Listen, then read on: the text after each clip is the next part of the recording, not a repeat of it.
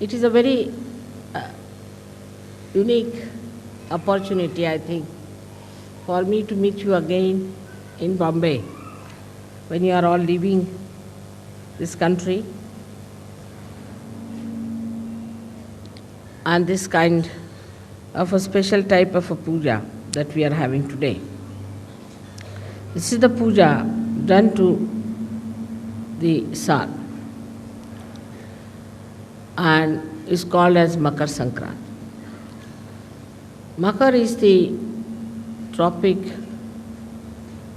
of Capricorn. Capricorn is Makar. So now the sun is moving from the tropic of Capricorn towards the tropic of Cancer. And it's always a fixed date because it has something to do with the sun. This is the only date which is fixed in Indian calendar because they have to deal with the sun. But this time I don't know why, what has happened that they have put it on the 15th of this month. It's always the 14th. Now, today is they are changing. I would say that the seasons are going to be changed. We've got 6 months when this sun moves towards the southern hemisphere and makes it warm. And when it comes to the northern hemisphere from tomorrow. So today is the last day, which we say that is the day which is the coldest day, according to Indian understanding. After this, the heat will start growing, and we can do anything that is auspicious, any auspicious things can be done after this puja is over during the summertime. Though it's very hot in summer, still people want the sun to rule us and to give us warmth because of him only all the fields and all the vegetables, all the fruits, everything grows. And that's why when the 6 months the sun is not here, we call it as Sankrant, meaning a calamity in a way. That is when, of course, in the European countries or say in England, America, it is a calamity at that time when the sun is not there. But even here, it is regarded as a time. Today is the day that the end of the Sankrant, means the end of the calamity is over. And they give something sweet to eat, which is also mixed with sesame seeds. Because sesame seed is heat giving, so today being the hottest day, coldest day, they want to use sesame seed. Also want you to retain the heat and to adjust yourself to the heat that's coming up. This is all thought of in a way, in a very gross level, on a very gross level, that we should keep the people warm enough. Also, it is said that the warmth of love should be expressed at this time for people because it's the coldest day. So they say that we give you this special thing for you to say something sweet, that is God God Bola, means you say something sweet to us. And the people who live in warm countries are sweeter people than the people who live in colder places, because the nature is rather very unkind to them. I don't blame them for their temperament, because the nature is one kind. In India, you can live anywhere. You can live under a tree, you can live in a forest, anywhere you can live quite happily, as long as there is water to drink and water to bathe. And there's not such a problem as we have to face in the other parts of the world, where if you have to go out of the house, you take about 15-20 minutes to dress yourself up. Here you just can walk out of the house, you can keep your houses open during the summertime, and there's no problem of any kind as far as the nature is concerned. Nature becomes very kind during summertime here because the trees are lush and lot of greenery. People feel very happy during that time. and all the activity becomes more with the sun's energy. But in the West, as you have seen, that the sun is much less. Because of that, people keep more to their houses, to artificial heating or other heatings, and the doors are closed, the hearts are closed, and it's difficult for them to communicate with other people. As you go down south more, in your countries also, you'll find people are warmer, simpler, uh, very hospitable. With the sun, you get the heart, which is very open heart and a kind of a inviting heart. Now, if you see on the Sahaja Yoga style, the sun line is the right side and the moon is the left side. On the moon line, one can desire but cannot act. Apart from that, on the moon line, if you go too far, it can be destructive. Because if you sit in the house doing nothing, and also these days there's unemployment, say for example, no work, then you start thinking too much. And this thinking is just a desire, energy working out, no action. And without the action, this energy can become very destructive. That is why we find that people, they say that empty mind or is the devil's workshop. Where people do not act, when the action doesn't take place, then it can be quite destructive. लावून द्या पंखा थोडासा आणखी वाढवून द्या हां आणखीन वाढवून द्या हा वाढवा थोडासा वाढवून द्या बस हां. So the whole situation is different in a country which is warm and a country which is not warm. But in a country where it is very warm also, like Africa, there are complications due to too much of heat. Like we have the topic of, the equator passing through, and it heats up that area so much that it becomes full of jungles, very high trees and tall trees, and the whole place is covered with foliage so much that there's no possibility for any sunshine to penetrate through. And it's quite dark, it's full of darkness. So that extreme also comes in the same category as the extreme of the cold season. Now such people live there, and they naturally, because the sun is less, so they do not grow much, and they can be primitive people, and they can be quite aggressive, like they learn things from the animals, and they could be quite aggressive. So the balance has to be struck. And the balance is that we should desire and act. But the trouble is, in human atmosphere, there is a division of labor, I think. That one part of the country is thinking, another part of the country is acting. Under these circumstances, nothing will work out. So, a balance has to be struck where you have the Sushumna working out. Now, the Sushumna Nadi is the one where one would say is the equator. Is not equator, but is the axis of the Mother Earth. The axis of the Mother Earth is the Sushumna, and that has to act. And when it comes to that axis, it is the one that balances. Actually, there is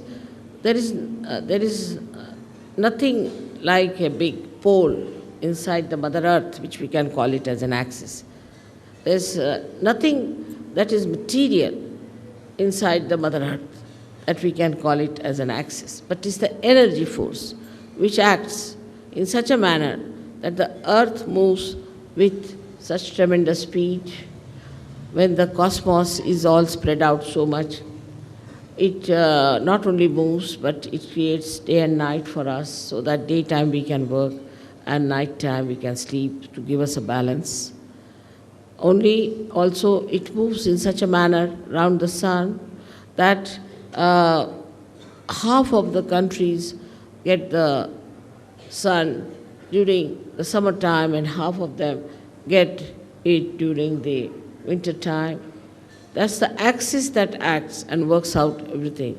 Apart from that, this axis keeps all the distances necessary from other planets and other moving bodies in the cosmos. This axis is the intelligence of the Mother Earth.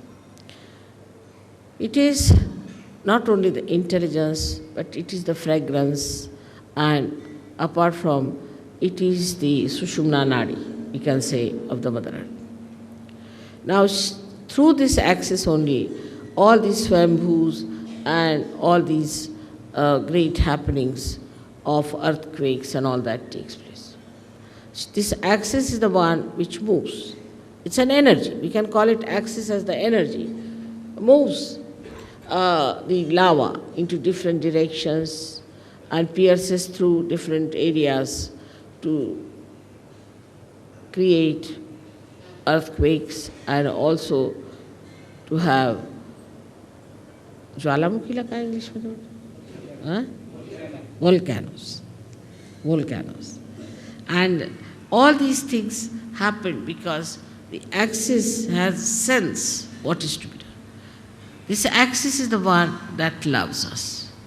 Because of this axis, we have seasons. The seasons are created beautifully to give us different varieties of food and varieties of things. The heat of the Mother Earth, if it is lost, then we'll have nothing on this earth. It will be all frozen and there will be all snow and we'll have no food, nothing, and it will be like moon living here. Now it is being specially created. First, the Mother Earth, when it was created through the heat of the sun. So we can say that the sun is the father of the Mother Earth. Then she was brought very close to the moon. So it cooled down, absolutely it cooled down, it was all snow. Then it was brought closer to the sun and moved at a point where life could start working. And that's how the whole thing was organized beautifully to make life grow in that area. When the life started growing, gradually we know that how the carbon was formed. Now the carbon is formed by the same axis because there's heat in the axis, the energy of heat that converts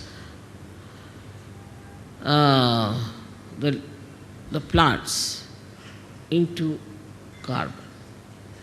Now this carbon is later on forms the basis for, you can say, for the production of carbohydrates, you can say, or all organic matter. But to create life, we had to have another help, is the nitrogen. And this nitrogen was also, you'll be surprised to know, that was created by the same axis, by its movement. And when it created this nitrogen, the nitrogen gave us the amino acids. And when the amino acids were created within us, then we started our lives from amoeba and all that. Of course, this was done in the ocean, because in the ocean, with the movement, nitrogen was created and life was created, and then through the ocean it's emitted out, and that's how we have amino acids. With the amino acids, the formation of amino acids gave us the combinations and permutations, different lives. So, in the whole evolutionary process, the Mother Earth has played a very big part through her axis. In the same way, in human beings, the axis is the most important. That's the main principle of life we have got is our axis. We have to stand on our axis. Those who do not stand on their axis, stand more towards the left or towards the right, are capable of complete destruction. Because either they will be destroyed by too much of right side or too much of left side. So our axis has to be properly dealt with. Now those people who do not have a proper axis can have problems of different chakras, of different kind of quality in a person. A person who stretches his axis too much, puts back his head like this, is a person who is very right-sided and creates problem with his ego. And the one who absolutely bends down, like a slavish person, also is a person who goes towards his destructiveness. Now there's a big problem between these two types of people, one trying to dominate another, and when they start dominating another person, they actually destroy themselves as well as destroy the ones whom they are dominating. For example, now, we have seen that we had Britishers who came here and ruled us. We have seen the French went and ruled some other people. Then there are Portuguese who went and ruled some other people. But everything that they did to dominate and all that has double reactions. First of all, by their domination, say, Indians became very slavish. Indians become, even today, they are extremely slavish and they do not have that independent axis as they should have. Extremely slavish people they are. Especially I see in the West, I'm surprised when the Indians go from here. I find they are so very slavish. They try to sort of do all kinds of slavish acts to please the white-skinned people. The white skin became sort of a very adorable stuff in it. That added to the ego of the whites. Added to the ego of the whites, and today you see what's happening is all that ego is destroying them. They are on the verge of destruction because of their ego. So it is so unnatural and it is so superficial. One has to understand that what is the best within a human being is his axis. And everybody has an axis, and one must respect the axis of every person. In Sahaja Yoga, I don't know you by your faces so much. I know you by your chakras, by your sushumna, what sort of a sushumna you have. If you have a deep sushumna, I know you as a deep person. If you have a superficial sushumna, I know you as a person with a very superficial type of a sushumna. And even if you make up something by sort of being very nice or good or talking about Sahaja Yoga or knowing too much about Sahaja Yoga and saying things which will baffle normally anyone as if you are masters of Sahaja Yoga, I know how deep you are. So the depth on the axis is more important than anything else. Your axis has to be very deep. Now you will say that, Mother, the axis is the same as it is. So how can it be deep? So in the axis, as you see, is made in human beings, is like a 3.5 coiled paper-like thing. And the inside of it is the Brahmanadi. The Brahmanadi is a very, very small little, we can call a very, very hair-like thing, where only a hair like Kundalini can pass through. But when the person is deep, this Brahmanadi is bigger, and all the rest of them, which are coiled into each other, are smaller. While the people who are not deep, their outside, what you call the foldings, are bigger than the inside small thing. Now such people could be apparently very dynamic, may look very intelligent, may look very smart, may look to be very good looking, or whatever it may be, outwardly. But inwardly they are not deep. Inwardly, if they are deep, their whole attitude is beautiful. They are very joy-giving people. They are very joy-giving. And the more, if you meet a person of another kind, he may look joyous, he may try to give you joy, but the joy won't be really that deep. It would be like a joy killing. So it is important for us to make our axis deeper. And that is where we lack the proper assiduity, the proper effort we have to put in.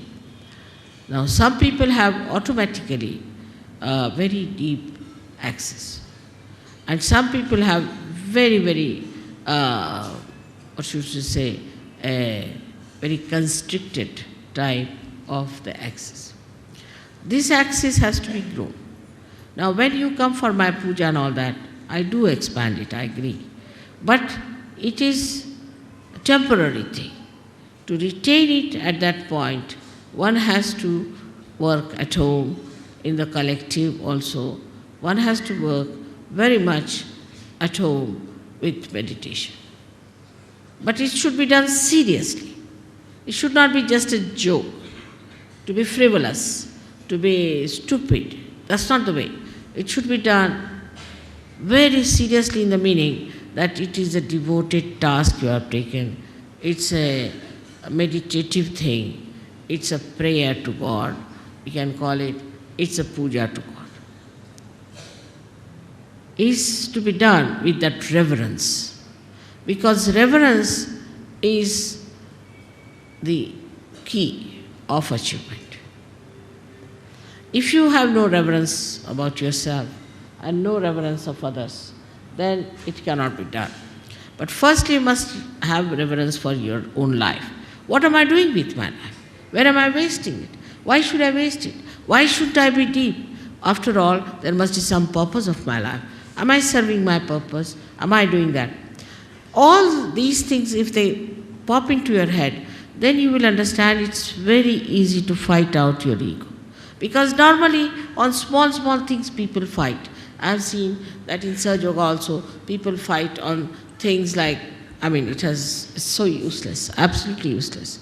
To me, it sounds stupid to even mention the way people fight over small things and quarrel.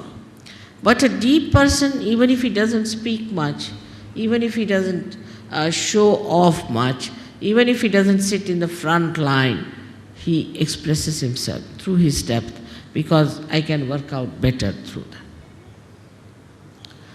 So to develop this, one must meditate. Important thing is to meditate. Every day, every day, every day. You may not eat your food one day, you may not sleep one day, you may not go to your office one day, you may not do anything that you are doing every day, but you must meditate every day. That's an important point to develop the central constricted part into a bigger area. Now, when that happens, that you start developing it, the first thing you will notice about yourself, that you do not care for any comfort. You're not bothered about any material thing. Whatever it is, you are above it. You just don't bother your head. Let it be.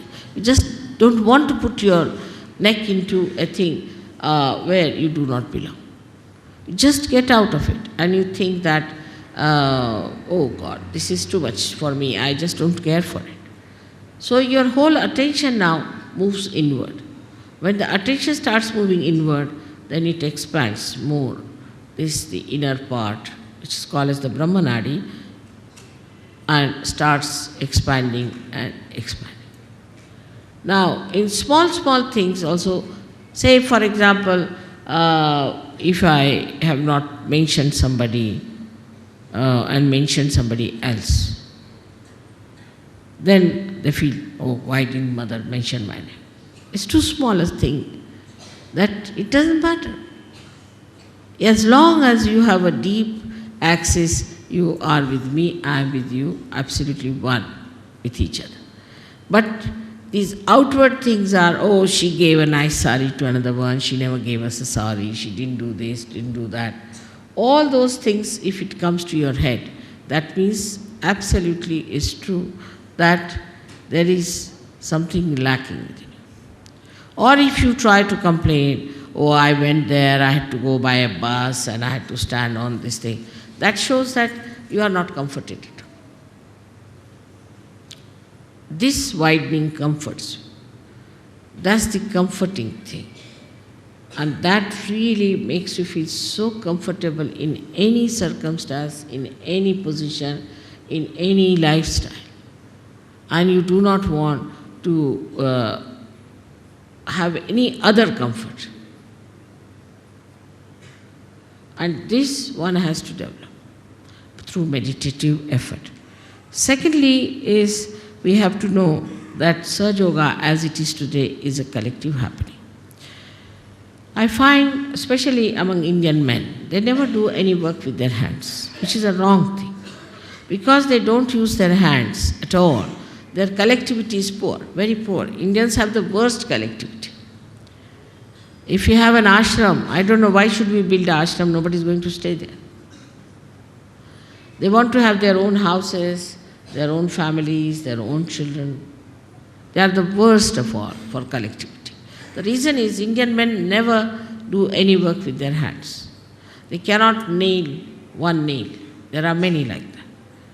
Leave alone repairing anything. They will stand with their hands on their hips and would just tell work to other people. See, there's a Marathi saying, very interesting, untavarun sheळ्या हाकणे. That is to sit on a camel and to drive the goats. So that is very typical of Indian men. They cannot repair anything, they cannot do anything now. If supposing somebody is spreading something, they'll just stand like this, watch. They'll never put their hands to it. So for every Sahaja Yogi, it is important what we call as Sramadan. They have to do some Sramadan. Sramadan means the giving of some labor. And that is what we lack. That even if it comes to that, you better clean your house. You better clean outside of your house. Try to put some garden around your house. Try to paint your house. Do some sort of a work with your hand, which even if you don't have anything, you can even brush your hair or something like that. Whatever you think is the easiest you can start with, because I don't think people even do that.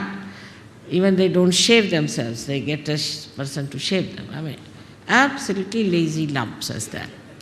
Now, but on the contrary, we see in the West, people use their hands.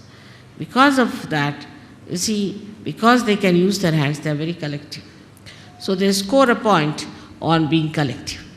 While the Indians score a point because they are Indians and they have a heritage and they know what is Kundalini, they know about Ganesha, they know everything. So they score a point this side. So it's the left side is the desire, the right side is the action. Again we come back to the same position where we have an imbalance. That the action takes place in the West and here is only thinking, all right, we'll do this, planning. Everything in the planning pot. Nothing works out, you go on planning, planning, planning. Now we are building one single ashram in Delhi for the last, I think, 10 years. It is like Taj Mahal, I tell you.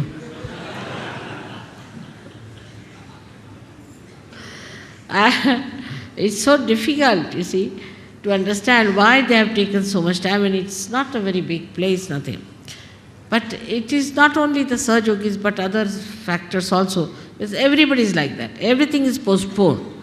Everything is to be done tomorrow. We'll do tomorrow. Then one person will come, another person won't come. Like we used to have in the school, we would get a sum like that or something to solve. That see, there are one house was built. 3 persons came to work and 1 ran away. Then 2 persons came to work and 1 stayed and 2 ran away. And then 5 persons came to work and 2 persons ran away. So when will the house be finished? Never. With such runaways, it can never be finished. It's like that. So this is where we lack collectivity. I was saying that all Indians must find out some place where they could go and plant something. Get hold of some sort of a place where they could go and plant some nice banyan trees, water it together, work it out together. Now the Indian women are that way better. They do a lot of work as far as the cooking is concerned and all that. But the other part is missing. The other part is intelligence. The other part is to think. Now, if all the time what they are thinking, oh, my husband likes this, I must cook this for him. And now, if the husband has to have, say, a lemon with his food, now there's no lemon in the house, this woman would run up and down all over the place to get the lemon for the husband, but otherwise he will not eat the food. Doesn't matter. Once in a while, if he doesn't eat, it's all right.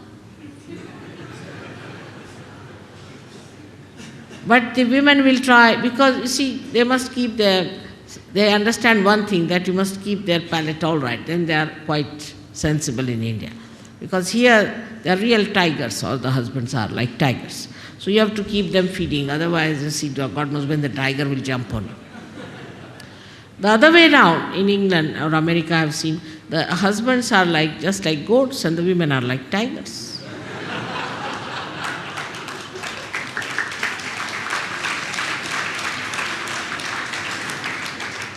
And the westernized Indian women also are like that. And when they go to West, even simple women, I've seen they become like tigresses. Something surprising how they change immediately to the position, even if they may not wear the jeans and all those things, but they become like that. So this imbalancing starts in a human being when he doesn't understand that you have to the axis of the Mother Earth and neither the Capricorn or the Cancer. This balance comes through our depth, and that depth has to be improved. Not through just by talking about it, by talking about Sahaja Yoga, but actually seriously doing meditation. Actually seriously doing meditation. Secondly, we must do some collective work. Now we have in India, say, architects. They have never touched anything with their own hands. They are sitting and drawing. See, that's all, finished. Now, after the drawing, do what you like. Now, there are problems, practical problems. They cannot nail one nail. All are what we call them as white-collared, pandar-pishas. Absolutely useless for any handwork. They cannot do any handwork whatsoever. Even if they have to lift, say, one of these chairs, and stretch them, they cannot do it, normally. So, under these circumstances, one has to understand that we come from a society which is absolutely ruinous as far as collectivity is concerned, so let us be collective. Let us try to do something collective. But the collectivity is so poor in India, so poor, that even they do not treat their wives nicely. They will not talk to their wife nicely, to their children nicely. To them it is absolutely adharmic to be kind to their wives. Now the other side is that the Western people care so much for collectivity that whatever it is they try to compromise and try to keep the family life all right. So it's the true extremes as we have. Despite that, somehow, thanks to the wisdom of Indian women, the family life is going strong. But if you see such men in England, I can tell you, nobody will stand the nonsense that Indian men do to their women here. Absolutely. It cannot be forgiven, the way they behave. So, the balance between the women and men, what is the axis is the home. Home is the axis. In the home, what sort of talks you have? What do you think about? What is your problem? Where is your attention? What do you discuss? That's very important to see. In that you will find out what is going on in the family. Say you are talking ill of each other. If you are telling your child against your husband, husband is telling the wife against, telling the children about against the husband, like that. If it is going on like that, then what happens? That there cannot be the axis which is all right. The axis is love. Axis is love, but not exploitation nor spoiling. Is love. In country like ours, see what is the axis we have? The axis of our country is Adhyatma. We have to now get over this hankering after money, development, this, that. First take to Adhyatma. If people get realization before they are developed, there won't be the problem of creating another America here. We don't have to become communist. We don't have to do anything like that, because communists are just the same as Americans. There's no difference at all in temperament. If American is allowed to stay in Russia, he'll behave the same way as a Russian behaves. And if a Russian is sent to America, he'll behave the same way as the Americans behave. There's no change at all. Now, if the axis of Adhyatma in any country where a person achieves his spiritual ascent becomes the most important thing and is achieved, then any amount of development, any amount of all these things cannot destroy that country, cannot create wars. There will be peace everywhere, there will be enjoyment everywhere. So on this day of Makar Sankrant, let us say now the Sankrant is over and we have to look forward to the new age of a new moon blessing us and the great sun coming over to give us all the energy we need to celebrate the advent of the golden age of Saju. May God bless you.